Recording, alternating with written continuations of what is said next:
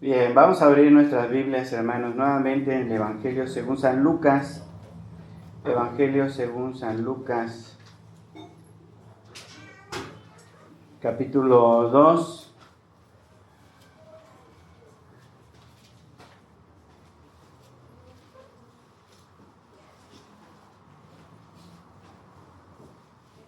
Versículo 10. Evangelio según San Lucas, hermanos, capítulo 2, versículo 10 y 11. Vamos a leerlo juntos, vamos a ponernos de pie y vamos a leerlo juntos. Repito la cita, Lucas capítulo 2, versículo 10 y 11. Leemos juntos, la palabra de Dios dice: Pero el ángel les dijo: no temáis, porque he aquí os doy nuevas de gran gozo, que será para todo el pueblo. Que os ha nacido hoy en la ciudad de David un Salvador, que es Cristo el Señor. Padre Santo, en esta hora de la mañana, Señor, te damos gracias por tu poder y tu bondad, Señor, a derramar en la humanidad un regalo inmerecido, Señor, un cumplimiento de una promesa para todos aquellos que han podido entender el mensaje en Cristo Jesús. Te bendecimos, Señor, te alabamos, porque eres bueno y bondadoso y porque cumples tu palabra para con tus hijos. Te pedimos, Señor, en esta mañana tú nos ayudes a meditar en este tema importante para nuestra fe, pero también, Señor, para nuestra práctica. Bendícenos en esta mañana a través de la guía de tu Santo Espíritu y que podamos entender y practicar tu palabra. Te lo pedimos en el nombre de Cristo Jesús. Amén. Amén. Muy bien, pueden tomar asiento, hermanos. Vamos a hablar en esta mañana, en un paréntesis, de lo que estamos estudiando normalmente. Algunas familias no iban a estar y pensé que era mejor tener un estudio sobre la temporada, y el estudio es acerca de la encarnación y el nacimiento de Jesús. Siempre, hermanos, siempre que llegamos al final del año, se reviven las controversias. Siempre. Esto es año tras año. Todos los que ya somos cristianos evangélicos, sabemos que pues este tema se ignora la mayoría del año. Nadie habla sobre el aspecto del nacimiento de Jesús, la Navidad o Natividad, porque pues no es el tiempo. Pero cuando se acerca ya este tiempo de fin de año, de noviembre, principios de diciembre, pues se reviven, hermanos, las controversias sobre la Navidad, sobre celebrar o no celebrar la Navidad, si es un asunto pagano, si es una cristianización, si nosotros estamos contribuyendo a la adoración que no es al Dios verdadero. Hay una serie de controversias, hermanos, que siempre aparecen en este tiempo. Lo curioso, hermanos, es que no es una controversia de los últimos tiempos, de las últimas décadas. Esta es una controversia que lleva siglos. Desde los primeros cristianos, aquellos también reconocidos como padres de la iglesia, también había posiciones a favor, en contra e intermedia. En la Reforma Protestante también hubo posiciones a favor, en contra e intermedia. ¿Quién, por ejemplo, en la Reforma Protestante, quién estaba a favor de celebrar la Navidad, recordar el nacimiento de Jesús? En estas fechas, Martín Lutero era uno de los propulsores de que se celebrara la Navidad. Muy conocido, muy influyente en esa época, pero también hubo personas que dijeron no es correcto celebrar la Navidad. Reformadores también de ese tiempo, entre ellos uno que se parece a nosotros, que es Enrico Zwinglio, y él decía que no deberíamos celebrar nada que no estuviera expresamente mandado en las Escrituras. Él tenía un entendimiento de que los cristianos solo deben celebrar aquello que está expresamente mandado en las Escrituras. Todo aquello que no está mandado en las Escrituras no debería celebrarse. Entonces tenemos estas dos posiciones, Lutero, Zwinglio, hombres prominentes de la Reforma Protestante, y en medio estaba Calvino. Juan Calvino decía que este era un tema de libertad cristiana. Es decir, que si no había un mandato expreso para celebrar, tampoco había una prohibición expresa para no celebrarlo. Y él decía, esto es algo que tiene que ver con una decisión personal del creyente.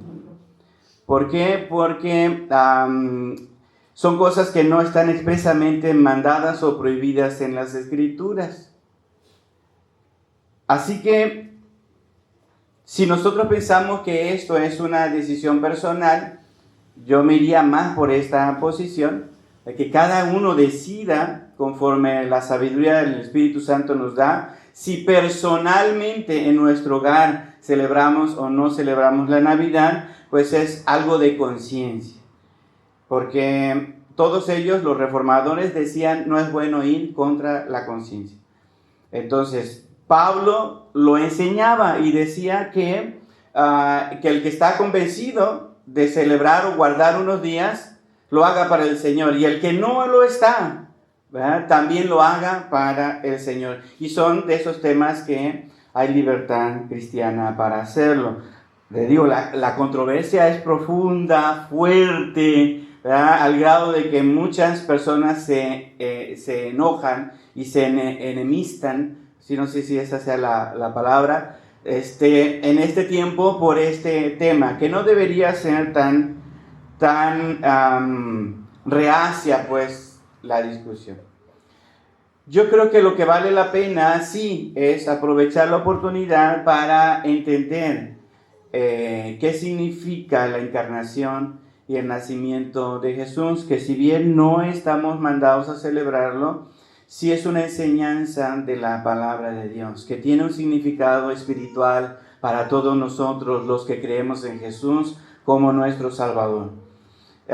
Recordamos su muerte, amén, hermanos. Recordamos su resurrección.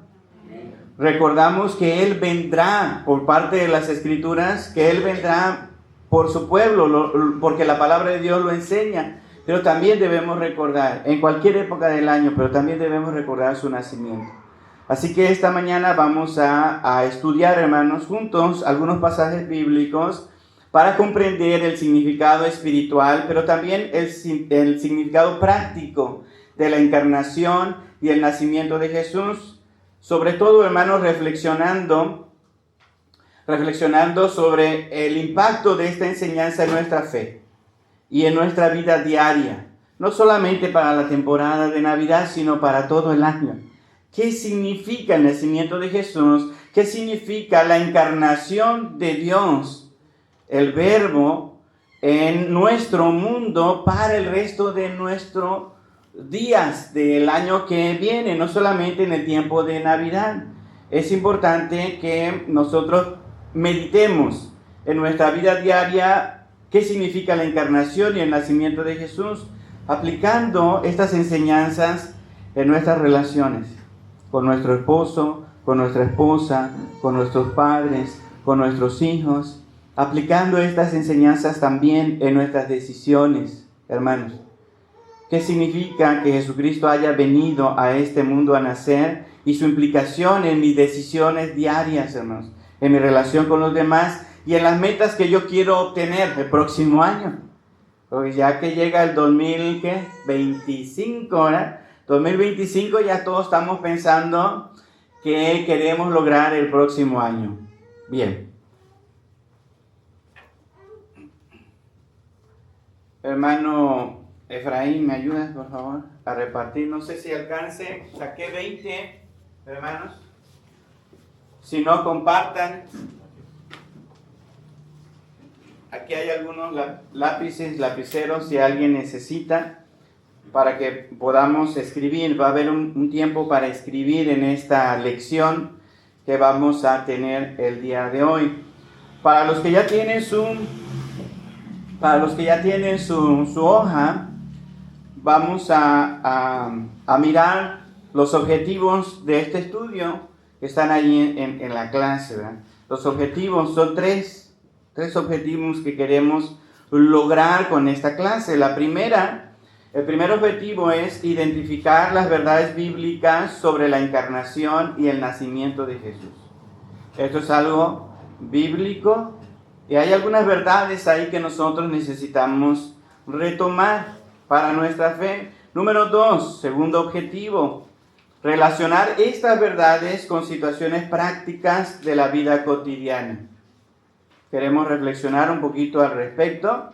Cómo relacionar estas verdades bíblicas de la encarnación y el nacimiento de Jesús con situaciones prácticas de la vida cotidiana, no solamente en este periodo, sino el resto del año. Y número 3, el tercer objetivo, motivar una respuesta personal, hermanos, personal, de gratitud y compromiso hacia Dios.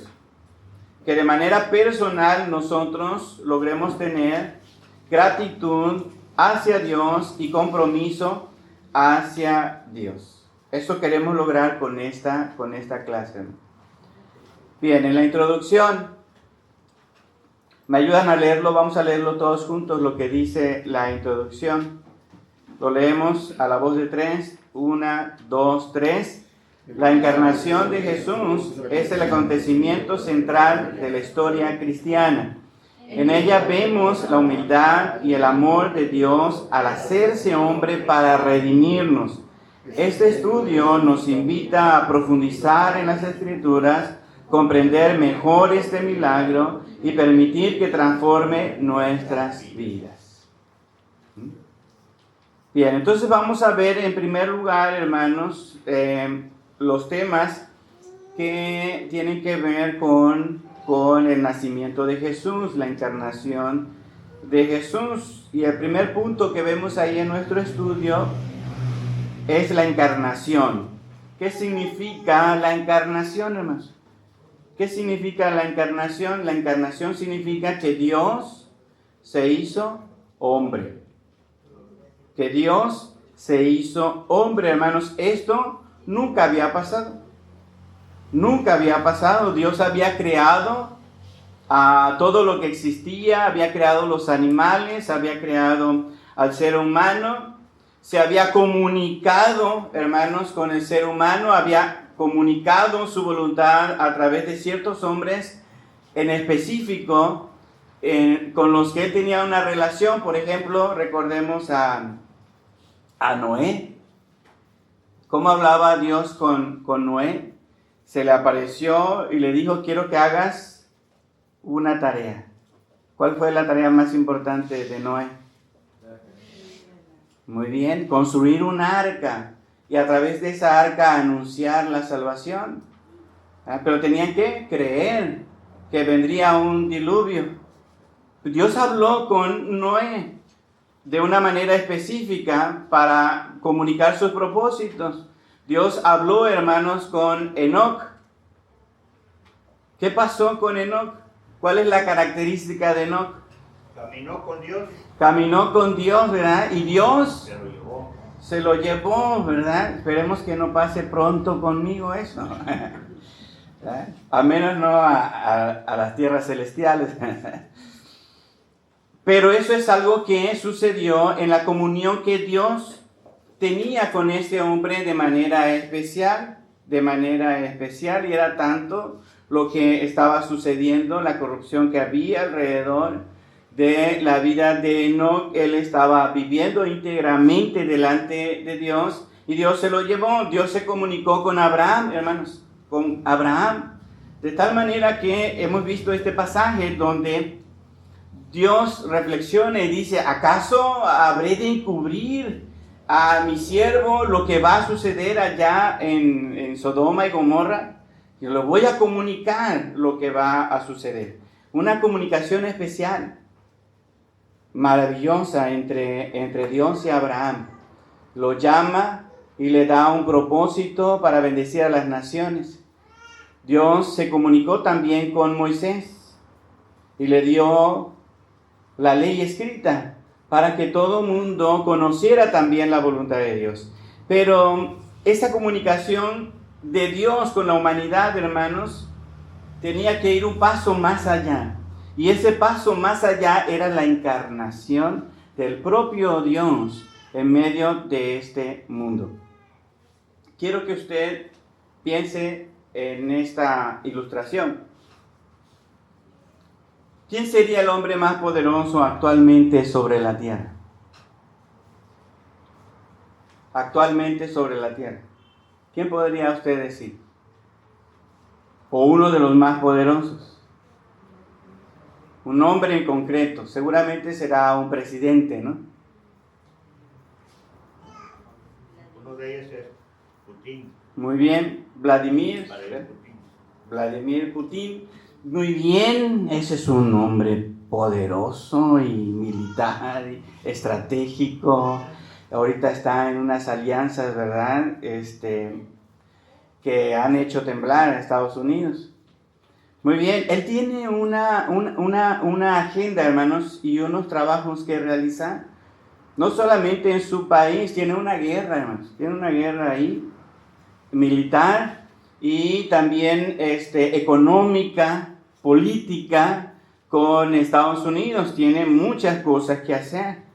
Seguramente sería imposible que usted y yo nos acerquemos a él a platicar, ¿verdad? ¿Es cierto, hermanos? Sería muy complicado, ¿verdad? Muy complicado que nos acerquemos, pero imagínense que este hombre nos alcanza a conocer y sabe que en Paraíso, Tabasco, hay una colonia muy pobre, muy necesitada, con mucha violencia, que la gente no puede salir sin que arriesgue su vida. Y no estoy diciendo mentiras, hay algunos lugares aquí en Paraíso que así está sucediendo, ¿verdad? Imagínense que él sabe que hay una colonia así, que es muy, muy difícil. La gente tiene miedo de salir, tiene terror, no hay los medios suficientes, la gente tiene desesperanza en ese lugar y preguntan: ¿hasta cuánto vamos a vivir en esta situación terrible aquí en Paraíso, en nuestra colonia? Ahora imagínense que él decide dejar todas sus responsabilidades como jefe de Estado, como estratega político, y dice: voy a quitarme todas esas obligaciones y me voy a ir a vivir a esa colonia. Voy a estar con ellos en esa colonia. Voy a acompañarlos y voy a tratar de transmitirles confianza y esperanza. En medio de su dolor, de su preocupación, de su angustia diaria, yo voy a estar ahí con ellos. Es algo imposible de creer, ¿verdad, hermanos? Cuando nosotros hablamos de nuestro Dios y hablamos de Jesucristo en particular, tenemos que entender que fue exactamente lo que hizo nuestro Dios al mirar la condición del ser humano y venir a este mundo a nacer, a encarnarse en medio de tanta necesidad. El texto clave, hermanos, es Juan 1:14. ¿Qué dice ahí la cita, hermanos? Y aquel verbo fue hecho carne. Y aquel verbo fue hecho carne y habitó Entre nosotros. Fíjense, esa palabra es importante, ¿no? Y aquel verbo fue hecho carne y habitó entre nosotros. Aquel verbo es Jesucristo, ¿no? El Hijo de Dios, Dios mismo, que es nuestra fe, hermanos. Jesucristo es Dios. Y aunque Dios se había comunicado con la humanidad, nunca se había acercado tanto como para vivir entre nosotros. Y este Dios se hizo carne, y este verbo se hizo carne, y habitó entre nosotros. Hay muchos cantos, hermanos, muchos himnos que hablan sobre qué bonito habría sido haber estado en ese tiempo, en aquel lugar cuando Jesús estaba vivo, y poderlo conocer. Y si uno hubiera sido niño, haber sido tocado por el Señor Jesús, bendecido por el Señor Jesús. O con alguna dificultad, ¿no? Como mujer, y haber sido defendida por el Señor.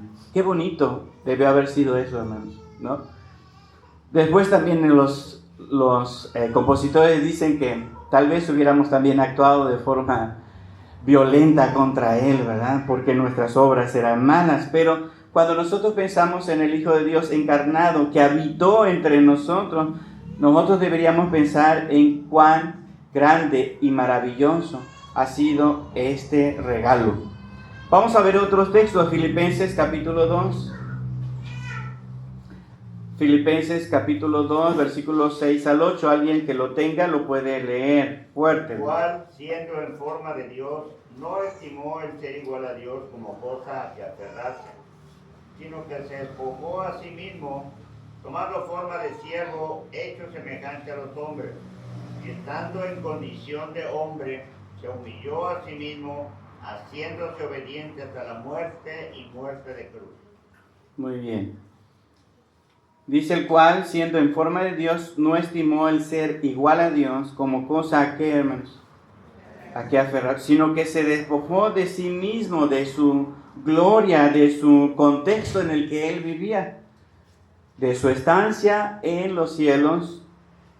Él se despoja de eso y viene a vivir entre nosotros, haciéndose semejante a los hombres, semejante a nosotros. Hebreos, hermanos, capítulo 2. Hebreos, capítulo 2, versículo 14 al 15. Así que por cuanto los hijos participaron de carne y sangre, él también participó de lo mismo, para destruir por medio de la muerte al que tenía el imperio de la muerte, esto es, al diablo, y liberar a todos los que por el temor de la muerte estaban durante toda la vida sujetos a servidumbre. Muy bien. Y luego dice los siguientes versículos, porque ciertamente no socorrió a los ángeles, sino que socorrió a la descendencia de ¿quiénes? De Abraham. ¿Y quiénes son esos? Nosotros, ¿verdad? Nosotros somos hijos de Abraham por fe. Somos hijos de Abraham por fe, lo cual debería ser en todo semejante a sus hermanos, para venir a ser misericordioso y fiel sumo sacerdote en lo que a Dios se refiere, para expiar los pecados del pueblo. Vino el Señor Jesucristo tomando, hermanos, forma de hombre. La encarnación es importante, hermanos, porque es un momento histórico en el que Dios deja su trono en los cielos y viene a vivir con nosotros, a comunicar las buenas nuevas de salvación, a estar con nosotros para experimentar también nuestros dolores, nuestros sufrimientos, nuestros quebrantos, hermanos. Nuestros quebrantos. De tal manera que no hay nada que nosotros podamos sufrir que nuestro Señor Jesucristo no entienda. No entienda. Dice la reflexión y enseñanza: Jesús, siendo Dios, se humilló para habitar entre los hombres. Esto nos muestra el amor y sacrificio de Dios para salvarnos. Ejemplo práctico, hermanos. Así como Jesús se acercó a nosotros en nuestra necesidad, hermanos, nosotros podemos acercarnos a otros en sus momentos difíciles, mostrando ¿qué? Compasión y ¿qué más? Empatía. Así como Jesús se acercó a nosotros en nuestra necesidad, una necesidad de salvación, ¿no? De buenas nuevas, de buenas noticias. ¿Quién iba a poder salvar al hombre, hermanos? Nadie, solo Dios. Y tenía que ser el hombre que pagara. Así que Jesús vino a ser hombre y a tomar nuestra humanidad para que el hombre pagara a Dios la deuda por su pecado. Él nos representa y Él vino a estar con nosotros con humildad, acercarse a nosotros en nuestra necesidad Y nosotros deberíamos hacer esto con los demás, no solamente en este tiempo, sino también todo el resto del año. Pero normalmente pasa que cuando llega este tiempo, las iglesias empiezan a hacer algunas actividades en pro de los necesitados. Y solamente pasa en esta temporada, ¿verdad? Y se olvidan muchas iglesias se olvidan de hacer lo mismo el resto del año. Así como Jesús se acercó a nosotros, nosotros podemos acercarnos en otros momentos difíciles a otros en sus momentos difíciles, mostrando compasión y empatía. Espacio para responder. ¿Cómo puedes imitar la humanidad de Jesús en tu vida diaria? ¿Cómo te puedes acercar a otros mostrando compasión y empatía? Escríbale ahí, hermanos. Voy a preguntar la respuesta por dedocracia, así que apúntele. ¿Cómo puedes tú personalmente imitar la humildad de Jesús en tu vida diaria? Recuerden, el ejemplo práctico es: Jesús se acercó a nosotros en nuestra necesidad. Nosotros podemos acercarnos a otros en sus momentos difíciles, mostrando compasión. Les comparto mi respuesta. Ayer tuvimos una clase, en un taller, con mis compañeras y otros más. Y la clase era intervención en crisis. Y la maestra nos pidió que compartiéramos un momento en el que hubiéramos sentido o experimentado una crisis.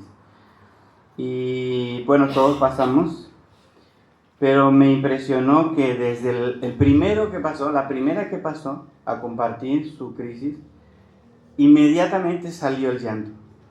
De una situación, esta compañera había sido amenazada de muerte ya tiempo atrás, pero ni siquiera pudo relatar lo que le había pasado. Inmediatamente salieron todas esas emociones como si hubiera sido en el momento. Y hubo una también en particular que me llamó la atención y que comentaba que su papá y su mamá se habían separado y divorciado en este año. Y habían experimentado ella con su papá, después de que la mamá se fue, la mamá los dejó, muchos conflictos. Y lo que ella iba relatando en cuanto al comportamiento de su papá, inmediatamente a mí me vino las etapas del duelo, porque tomé hace tiempo atrás un diplomado en tanatología y consejería clínica. Y entonces lo que ella iba relatando del comportamiento de su papá, no de ella, de su papá, inmediatamente en mi mente fue: él está comportándose de esta manera porque está viviendo el duelo de la separación de su esposa.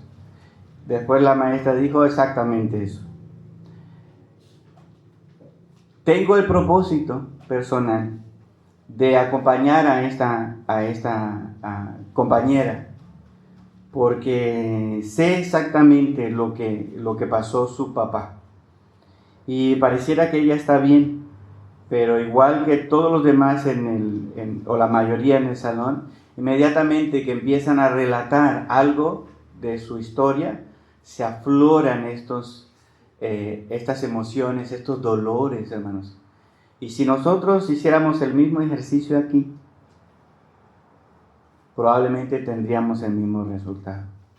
Algunos venimos cargando con dolores, tristezas que no hemos superado, y acercarnos unos a otros tal vez podría ser esa oportunidad, como decía nuestra hermana. Segundo aspecto, hermano, el propósito del nacimiento de Jesús. Mateo capítulo 1, versículo 21. Alguien léalo completo, hermanos. 1:21. Mateo 1:21.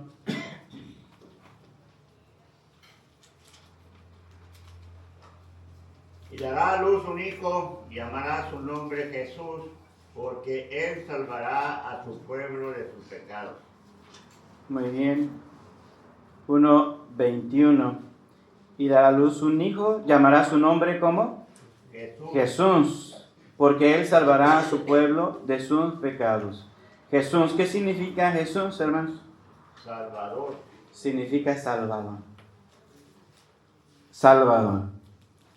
Vamos a ver otros pasajes. Isaías 9:6. Porque un niño nos es nacido, hijo nos es dado, y el principado sobre su hombro. Y se llamará su nombre admirable, consejero, Dios fuerte, Padre eterno, príncipe de paz. Muy bien. Lucas capítulo 2, versículo 11. ¿Alguien lee algo? Que os ha nacido hoy en la ciudad de David un Salvador, que es Cristo el Señor. Que os ha nacido hoy en la ciudad de David. ¿Cuál era esa ciudad? Belén. Belén. Belén. En esa ciudad nació David. Y en esa ciudad nació un heredero legítimo al trono de David, que es nuestro Señor. Cuando Él nace, hermanos, no podemos nosotros desvincular su propósito por el cual Él nació. Si nosotros podemos de alguna manera ser críticos con la temporada, es que no se olvide en esta temporada, hermanos, el propósito principal por el cual Jesús vino a nacer, ¿no? Recordamos su nacimiento no solamente porque su nacimiento sea algo bonito para recordar o algo que nos llene de temporadas de luces, de cantos, de buena voluntad de unos para con otros, sino porque a través de ese nacimiento se va haciendo real, hermanos, y posible el propósito que Dios tenía para redimir a la humanidad. Ese propósito de la encarnación, hermanos, ese propósito del nacimiento de Jesús, no debemos olvidarlo. Está acompañado de alegría, está acompañado de luces, está acompañado de cánticos, está acompañado de buena voluntad, porque la palabra de Dios así lo enseña. Pero el propósito principal es recordar que Él vino a nacer para morir. Es algo que está fuerte, ¿verdad? Vino a nacer para morir, hermanos. O sea, está ligada a su muerte, a su nacimiento, y su nacimiento a su muerte. ¿Por qué? Porque era la promesa. Un Salvador. Va a nacer un Salvador, un Redentor. No podemos acercarnos a Dios solo parcialmente en el Antiguo Testamento, hermanos. Solo parcialmente. Confiando por fe en que en el cumplimiento de la ley estaremos siendo unos hijos de Dios anteriormente. Pero para que esa fe se hiciera efectiva en el Antiguo Testamento, para aquellos que murieron en el Antiguo Testamento cumpliendo la ley, hermanos, se hace efectiva su salvación por la muerte de Cristo. Todos conocemos lo que significa retroactivo, ¿verdad? ¿Sí sabemos? ¿Alguien que nos defina qué significa esa palabra? Retroactivo. Los que... Ajá. Algo que regresa. Algo que regresa, muy bien. ¿Qué otra definición? Cuando le quedan a ver un salario, luego se lo pagan más adelante. Muy Es un retroactivo de lo que quedó pendiente. Muy bien, puede ser en el salario, puede ser alguna prestación, puede ser vacaciones, ¿verdad? No hubo tiempo en este año, no hubo oportunidad de pagarte ahorita, o no había este privilegio, no había este derecho que tú como trabajador no gozabas, pero ahora, con la nueva ley del trabajo, hay una nueva oportunidad, un nuevo derecho, y a partir de ahora los que empiecen a trabajar tienen este derecho, pero también los que han trabajado antes, y estos que se benefician del pasado con una nueva ley o un nuevo beneficio, son los que llamamos que tienen el beneficio retroactivo. Bueno, más o menos algo así debemos entender de la muerte de cruz de Jesús para aquellos que murieron en el Antiguo Testamento. se aplica a ellos, que por la fe, y Pablo lo explica muy bien, son los judíos, hijos de Abraham, no por la ley, porque no existía la ley de Moisés, sino eran, ¿qué? Hijos de Dios a través de la fe de Abraham. No debemos olvidar que había esta esperanza de salvación para el pueblo de Israel, pero para todas las naciones también. Un Salvador, un Mesías, Jesús. A eso vino Jesús, a salvar, a perdonar, a reconciliar al ser humano con Dios. Hermanos, con Dios. ¿Qué dice? Adelante, hermanos. ¿Sí? Yo voy más por la definición, ahora sí, etimológica de la palabra retro es anterior, retro, activo, volver, lo anterior se activa como si fuese presente. Como si fuese presente. Por ejemplo, ahorita el ejemplo que das de la salvación para los judíos, ellos también fueron salvados por crédito. O sea, se les abrió un crédito, lo gastaron, pero se tenía que pagar. Sí. Y lo pagó, ese crédito que se gastó en el anterior, que lo pagó y lo hizo efectivo, Jesucristo en la cruz, fue gratis. Sí. Entonces, retro es anterior y activo de actualizar. Entonces, esa promesa, que por ejemplo que aparece en Isaías, es retroactiva, es retrógrada, es de anterior, muchos siglos anteriores, Sí. pero se actualiza cuando Él nace, con todos sus... Claro, claro, sí. Por eso Pablo constantemente dice al judío, primeramente y después al gentil. Entonces, la reflexión y enseñanza está ahí en su hojita, hermanos. Jesús nació con un propósito, redimirnos.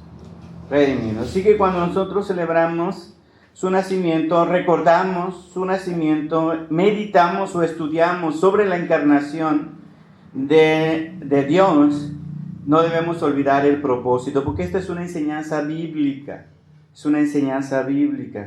Redimirnos, su vida y ministerio apuntan hacia la cruz y nuestra salvación. Así que no recordamos solamente su muerte, sino también su ministerio, porque su ministerio apunta hacia lo que Él vino, ¿no? Y Él mismo retoma citas de Isaías que tienen que ver con su propósito, a dar vista a los ciegos, a libertar a los cautivos, ¿no?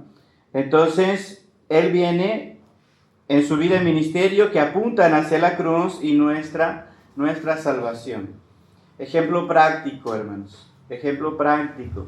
Así como Jesús tuvo un propósito claro, reflexiona sobre tu propósito en la vida y cómo puedes glorificar a Dios a través de tus talentos y acciones. Jesús sabía que había venido. ¿Estamos de acuerdo, hermanos? Cuando María le dice, no tienen vino. Y Jesús así como que, y bueno...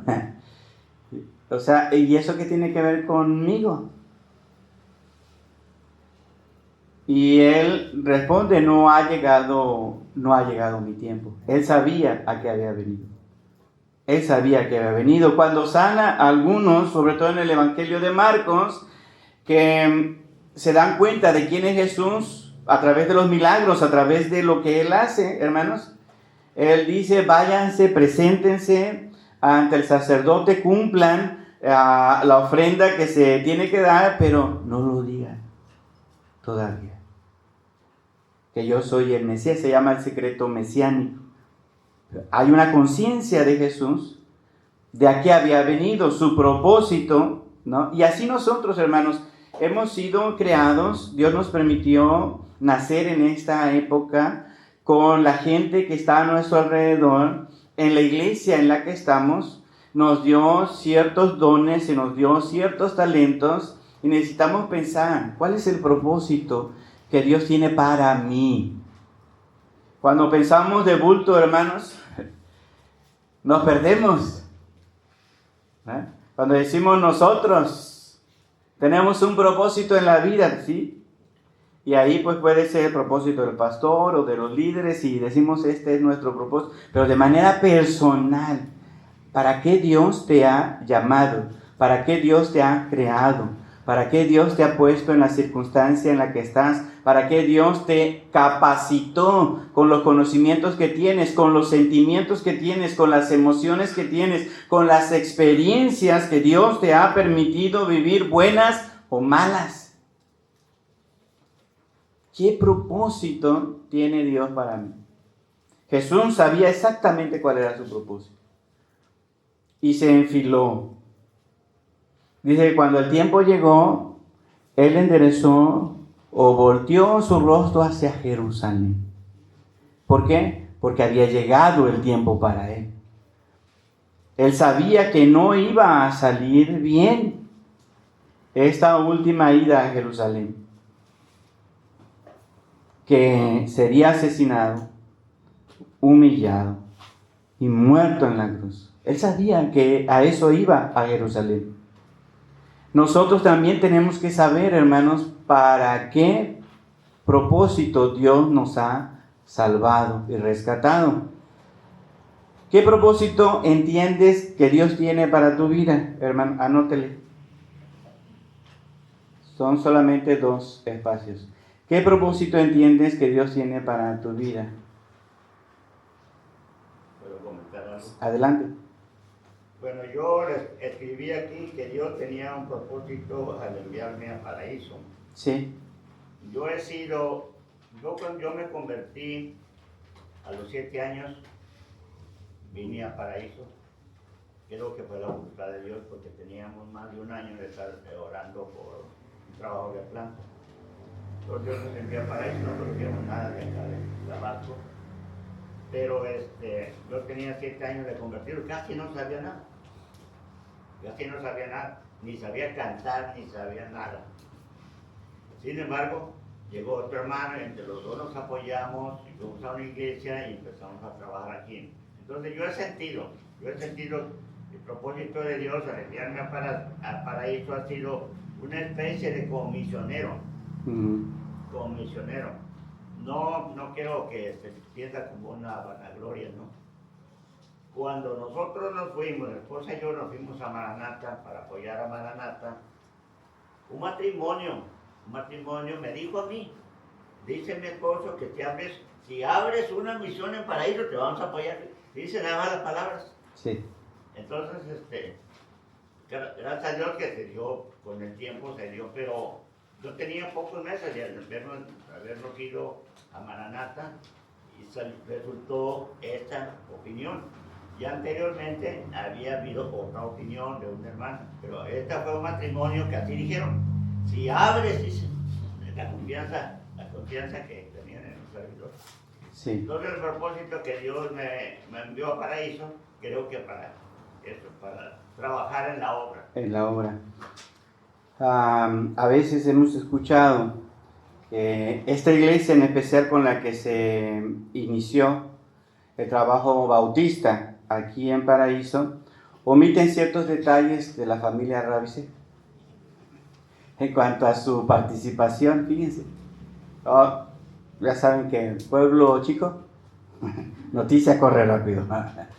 Entonces ha habido ocasiones en que en aniversarios pues simplemente algunos nombres y fechas se omiten para darle una narrativa distinta, ¿verdad?, a lo que sucedió.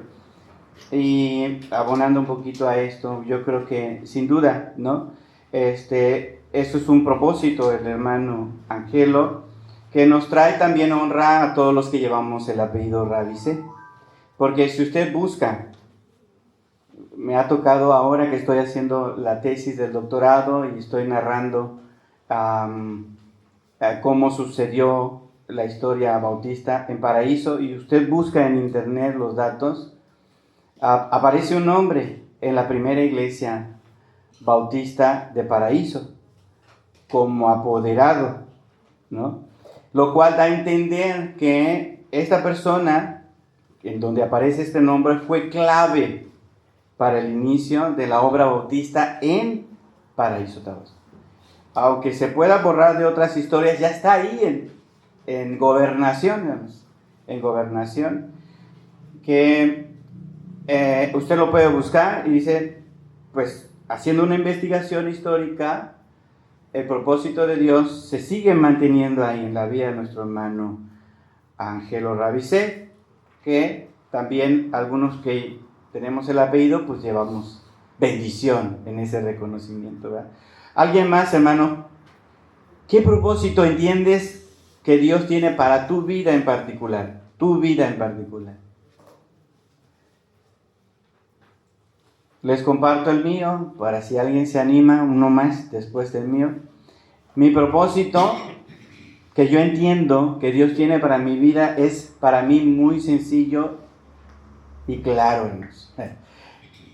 El propósito que Dios tiene para mí es que yo enseñe y predique su palabra. Ese es el propósito que Dios tiene para mí. Es lo que Él siempre ha puesto en mi corazón y es lo que voy a hacer donde quiera que vaya, donde quiera que esté. Enseñar su palabra, predicar su palabra en particular, ¿verdad? No todos son pastores, entonces tiene usted que pensar en algo que Dios tiene para usted en particular. ¿Alguien quiere compartir más?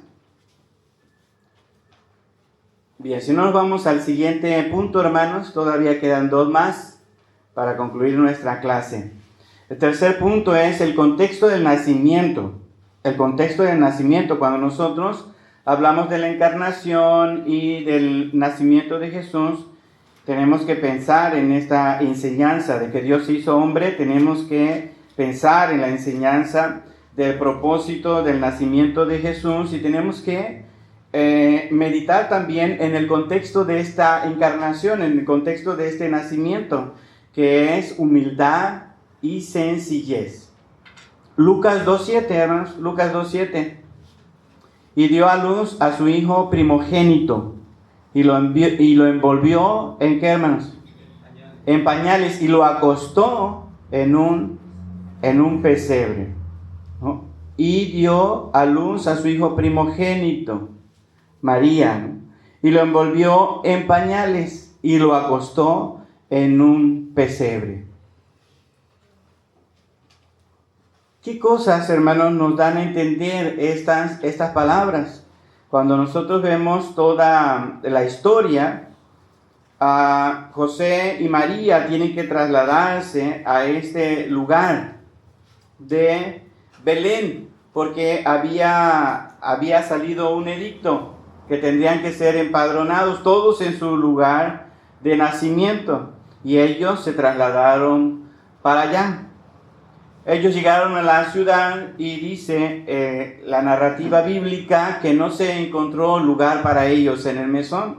Aquellos lugares que estaban destinados para los visitantes estaban llenos, estaban repletos, hermanos. No había esos lugares preparados y acomodados para los visitantes. Así que tuvieron que ir a otro lugar. Lo envolvió en pañales y lo acostó en un pesebre. ¿En dónde nació entonces el Señor Jesús? Belén. En Belén, ¿en qué espacio? En un establo, un pesebre. En un establo, en un pesebre. Muy bien, hay 2 posibilidades, hermanos, porque el texto bíblico no nos dice exactamente dónde, solamente nos dan estas pistas, ¿no? Por el pesebre, por el pesebre, es decir, un bebedero que se usaba para los animales, se cree que ellos estuvieron en un lugar al interior de la casa, pero apartado, donde se tenían los animales domésticos. Si usted estudia sobre cómo eran los hogares en aquel momento, bueno, estaba todo con paredes y al interior había diferentes lugares. Estaba donde se cocinaba y estaba donde se dormía, donde se aseaba, y por un lado era donde estaban los animales que se requerían tener pronto para las necesidades de la casa. Se cree que probablemente en un lugar así, no acomodado para las personas, no pensado para que alguien viviera ahí, o mucho menos que naciera ahí. ¿Verdad? Porque nosotros vemos los nacimientos, hermanos, y nos parecen tan bonitos, ¿verdad? Tan limpios, ¿verdad? Pero habiendo animales, ¿qué hay, hermanos? ¿Verdad? No hay como mucha higiene, ¿verdad? Mucha higiene. Aunque los judíos eran muy limpios, hermanos, eran muy limpios. Pero bueno, estamos hablando de que es un espacio para los animales. Para los animales. Esta es una posibilidad, hermanos, tomando el contexto de las casas como eran. Pero hay otra posibilidad. Algunos teólogos también y estudiosos de la Biblia también han pensado por el contexto de Belén, donde eran más o menos ocupados lugares específicos para tener sus animales, sobre todo durante la noche, el resguardo durante la noche. Y Belén, hermanos, está rodeado de muchas cuevas. Y en esas cuevas, la mayoría de las personas ponían sus animales ahí, ¿no? Y entonces ya no se preocupaban tanto por el asunto de que los animales estaban ahí en la casa. Si vemos que esta es otra posibilidad que tiene el mismo valor que el pesebre dentro de la casa, porque el texto bíblico no nos da más, pero el contexto sí nos dice que la gente en Belén, por tener esas cuevas cerca, las usaban para tener ahí a sus animales. Es probable entonces también que Jesús haya nacido en una cueva, rodeado de animales, un lugar tan poco preparado para nacimiento ni para vivir. Sea un lugar o sea el otro, hermanos, lo que tenemos que destacar es que no era lo importante el lugar. No era importante las comodidades. No era lo importante la dignidad de aquel que venía a encarnarse y que debería nacer en los mejores lugares, con los mejores pañales, en los mejores, sanatorios, donde la gente pudiera tener todas las comodidades para nacer. No era lo más importante. Dios nació, hermanos. Dios nació en unas condiciones humildes y sencillas. Ahora, para nosotros como evangélicos nos cuesta trabajo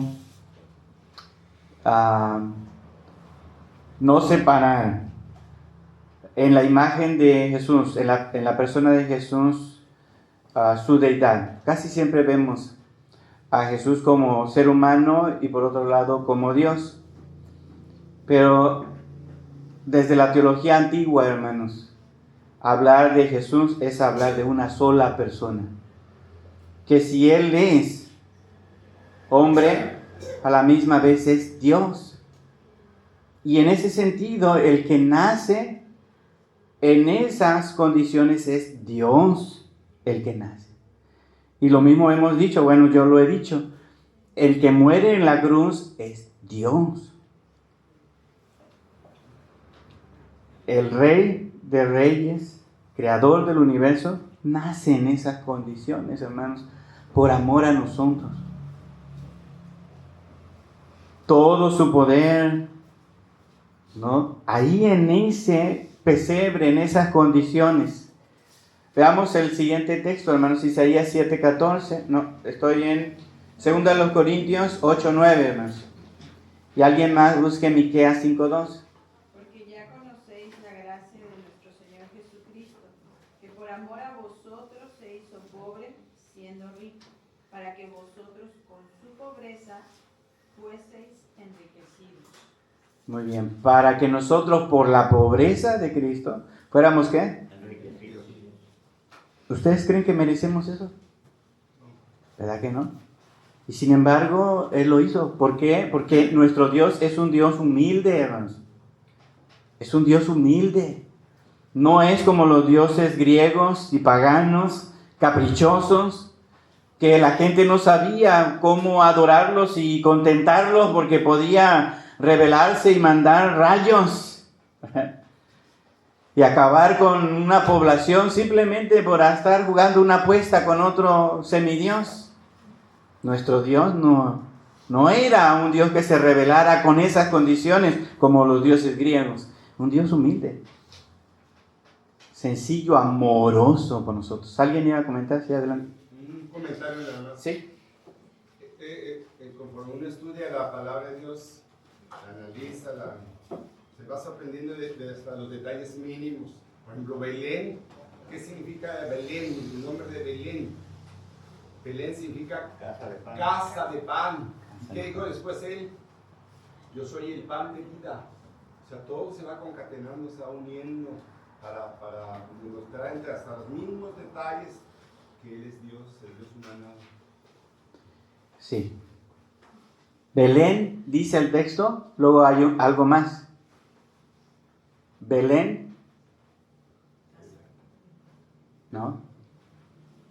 De Isaías. ¿No se acuerdan? No vayan ahí porque nos vamos a tardar. Efrata. Sí. ¿Qué significa eso? Próspero, próspera. Para distinguirla de otro Belén que había, donde no había nada. Pero en ese Belén había desde tiempos antiguos prosperidad, bendición de parte de Dios, porque había pan, ¿no? En ese lugar, ¿no? Insignificante, pero lleno de bendición de Dios, nació el Salvador. Y por eso también esta referencia, ¿no? Pan de vida. Muy bien. Reflexión y enseñanza. Jesús no nació en un palacio, sino en un humilde pesebre, mostrándonos que el valor no está en las circunstancias externas, sino en el propósito de Dios. Ejemplo práctico, hermanos. Miqueas 5:2. Miqueas 5:2. Muy bien, léalo, por favor. Pero tú, Belén, Efrata, Ahí está. Ese era. pequeña para estar entre las familias de Judá, de ti me saldrá que será Señor en Israel, y sus salidas son desde el principio, desde los días de la eternidad. Muy bien. Quisiera yo comentar algo Sí, acerca adelante. de esto. Adelante. En Mateo, en capítulo 2, dice que llegaron unos magos a Jerusalén preguntando dónde está el rey de los judíos que había nacido.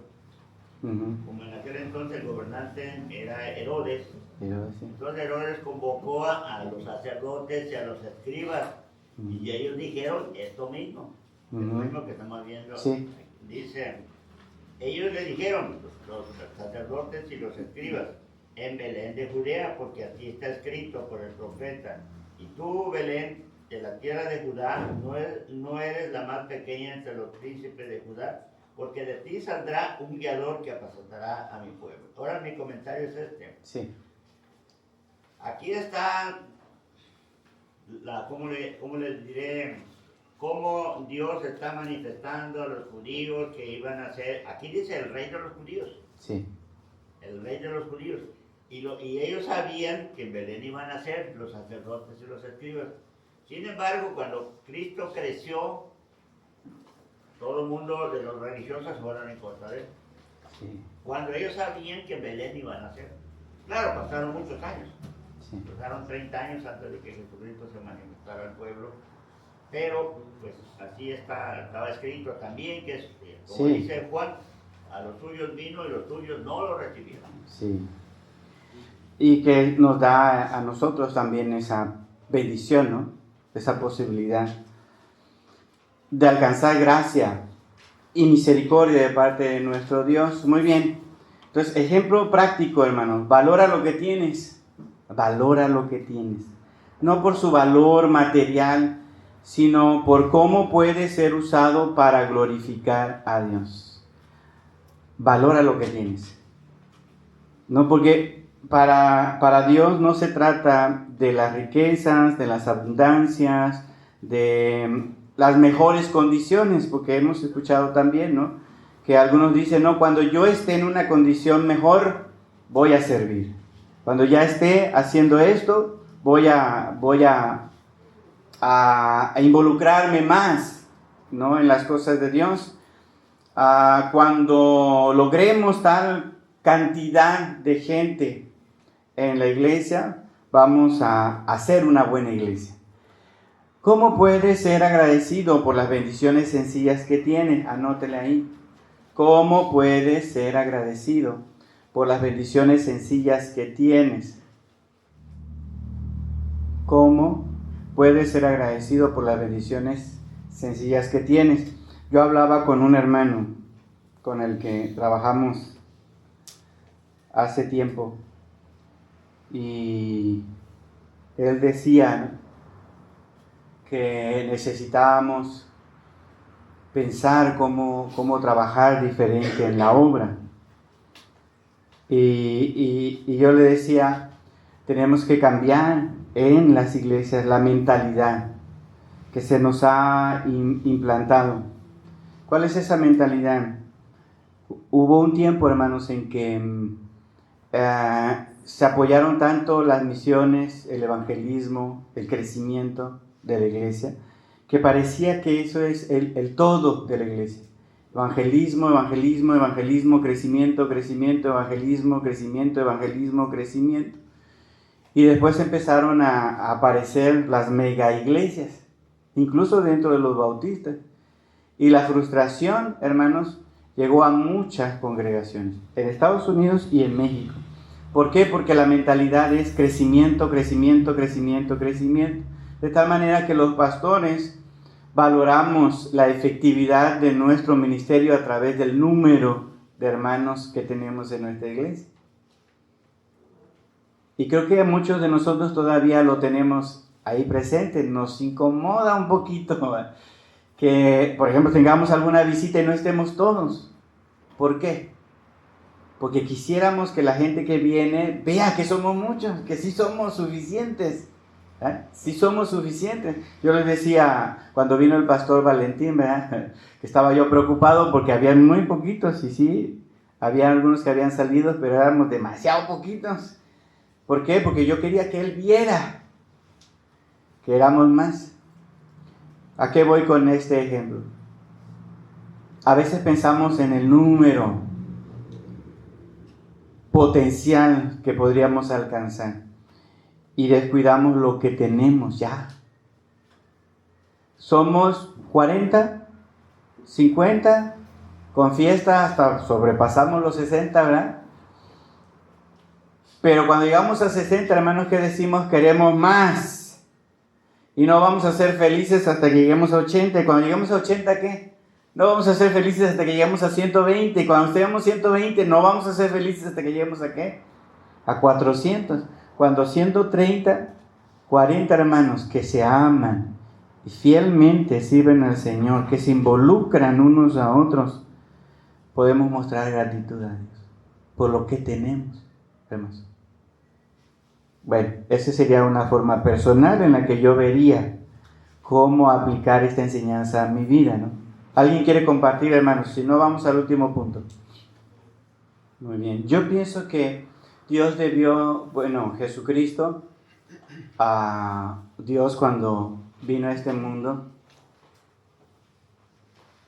pues no sé, pensando como humano, ¿no? Pensando como yo, pues encontró algo que a lo mejor no le hubiera motivado mucho a entregar su vida, por cómo lo trataron, siendo Él Dios.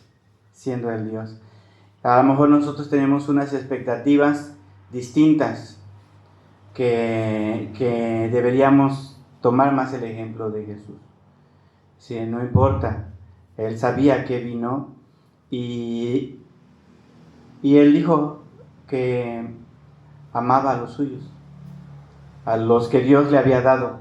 Y todavía oró por ellos y les dijo en su oración al Padre: ninguno se ha perdido, solo aquel hijo de perdición. Pero todos los que me diste están conmigo. Y no era toda la ciudad de Jerusalén, no era todo el mundo en ese momento, ¿verdad? Pero Jesús, Dios mismo, en su ministerio con sus discípulos, fue sencillo, fue humilde, y nosotros debemos aprender. El último punto, hermanos, solamente lo vamos a mencionar: el gozo del nacimiento de Jesús. Lucas 2:10 dice: no temáis, porque he aquí os doy nuevas de gran gozo. Nuevas de gran gozo. La noticia del nacimiento de Jesús, hermanos, debe promover en nosotros alegría. Alegría, gozo, hermanos. ¿Por qué? Porque la humanidad estaba perdida y ahora con el nacimiento, muerte y resurrección de Jesús, tenemos nosotros la posibilidad de vivir eternamente con Dios. Y eso debe ser motivo de alegría, de gozo, hermanos, de gozo. Reflexión y enseñanza. El nacimiento de Jesús es motivo de gozo, porque es el cumplimiento de la promesa de salvación. Ejemplo práctico. Encuentra gozo en la promesa de Dios, incluso en medio de desafíos, recordando que su plan siempre es para bien. Y el hermano Javier comentaba eso en su testimonio, ¿no? En su acción de gracias, ¿no? Incluso en medio de desafíos, recordando que su plan siempre es para bien. Ejercicio para responder. ¿Qué promesas de Dios te llenan de gozo y esperanza? Póngale ahí, ¿qué promesas de Dios te llenan de gozo y de esperanza? Les comparto el mío. Ver a Jesús. Porque la Biblia dice que un día le veremos cara a cara.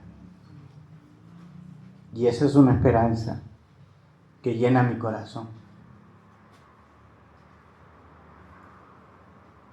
Cuando hay dolor, cuando hay sufrimiento, cuando hay desesperanza, cuando hay tentaciones, hermanos, esa promesa a mí me alienta mucho. Yo quiero ver a Jesús, platicar con Él, y si se me permite abrazarle, pues quiero estar con Él. Y la promesa de la palabra es que un día estaremos para la eternidad con Él. ¿Qué promesa a usted le alienta? ¿Estar en los cielos? ¿Ver a sus familiares muertos en Cristo allá viviendo con usted para siempre adorando a Dios? ¿Encontrándonos con otros hermanos en otros lugares, hermanos? ¿Qué promesa alienta su corazón? Vamos a ponernos de pie, vamos a ver. Padre Santo, te damos gracias, Señor, por la oportunidad que nos has dado de meditar en este tema, Señor, que es un tema importante para la salud de nuestro espíritu, de nuestra fe en nuestro Señor y Salvador. Te alabamos y te agradecemos.